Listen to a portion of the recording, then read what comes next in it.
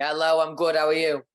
Fine, thank you for asking. So, I'm just with this big smile because I gotta say that yeah, I listened to a couple of songs of the record and it's so good. I mean, sonically like detail, but also like raw and beautiful sounds, different sounds, and the voice is like wow. So, Louis, That's quite the description. Thank you very much. Thank you. yeah, I gotta say that because of the single, a lot of your fans and people say like, "Oh my God, that's not what I expected," but in a good way, like not following the trend. So in this record, thinking of the liveness you wanted, what came first, like the instinct or the idea of the sound and the lyrics? I think I think that probably the instinct because this whole record was every single part of the process was made with the live show in mind. So those instincts kind of were at the start of the record, at the end of the record, in the middle of making it. So a massive part of making this record in general. I had an idea of what I wanted to do, and I had a much clearer picture this time. But naturally, with creating, there's an element of trial and error at first, and once you gain a bit of momentum, the picture looks a lot clearer.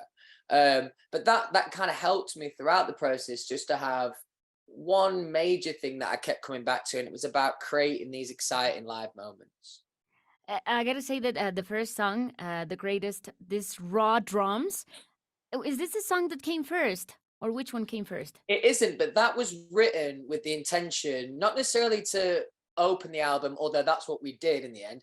That was written with the intention of being a tour opener. So the first song that you hear at the live show, because it's got that kind of slaps you around the face with that drum. It's an interesting sonic, and it feels pretty anthemic as well. So that was written with the start of the live show in mind. Well, I can imagine like this big, as I said, the drums and you going on stage and having this emotion and chills of being, in front of your audience that loves you. So, um, if you could pick any song of this new album that you think it's gonna give you like the chills when you hear it, fans singing back to you, which one would you think it would be? That's a good question. It might. I mean, the greatest would have a would be a contender, just because that lyric was written with the fans in mind and with that relationship between us. So kind of having that connection and that moment of us both singing together will be pretty cool. Definitely. I think Saturdays is a pretty raw song emotionally. So I'm sure that could be another one at the kind of the other end of the spectrum.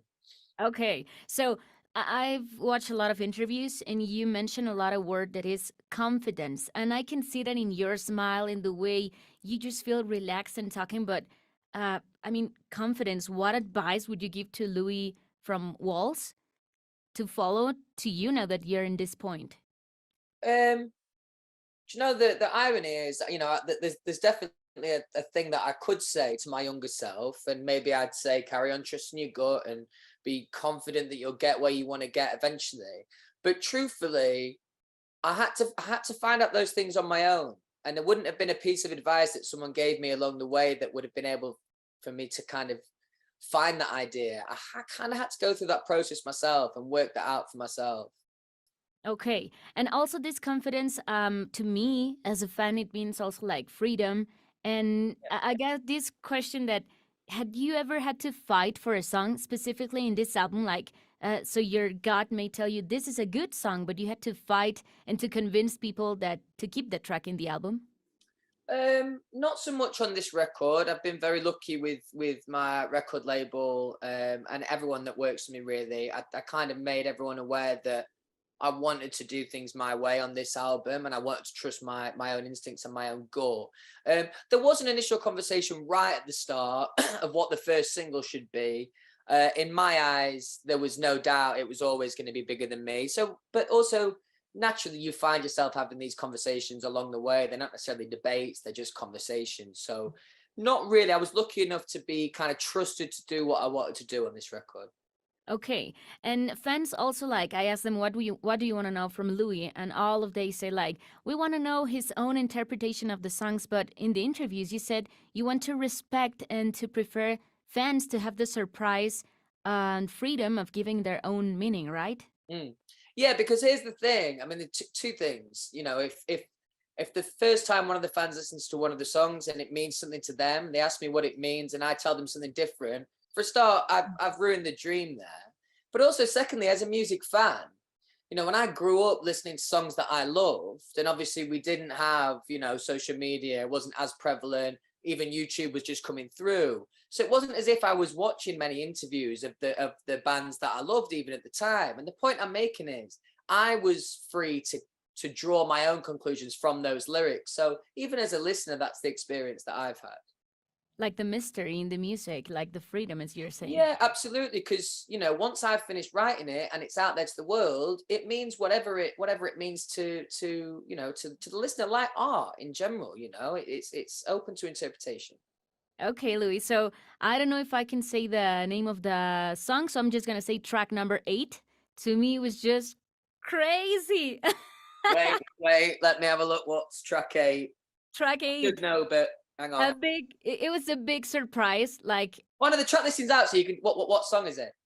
Go on, you track tell. number. Oh, Out of My System. Oh, good pick, good pick. Nice, I love that tune. So I can imagine myself in the crowd singing, and another tour is imminent, obviously. So go crazy, Louis. Think of a weird place you'd like to place this song. Which place would you choose? I mean, you played almost everywhere. Oh, that do you know what? I mean, obviously, I'm hoping that I'm gonna do, you know, quite a few different venues, quite a few different places on this tour. In terms of location or specific country or city, I'm not so sure. But a song like Out of My System, it'd suit a bigger gig, but it probably suits somewhere a little bit more dirty and dingy as well. Do you know, like one of those kind of slightly smaller, more intense gigs? Definitely. I can see myself jumping and just, being in the. Definitely. Yeah, that's one of my favorite songs on the record, actually. Definitely. It's a great song, Louis. Congratulations on that. So, just two more questions. If you, I mean, faith in the future, talking about the future, if you could keep moments in a time capsule to live like forever, you said that an emotional show was when Freddie was there attending to the show. Yeah. But in this year, which other moment would you choose to have in a time capsule?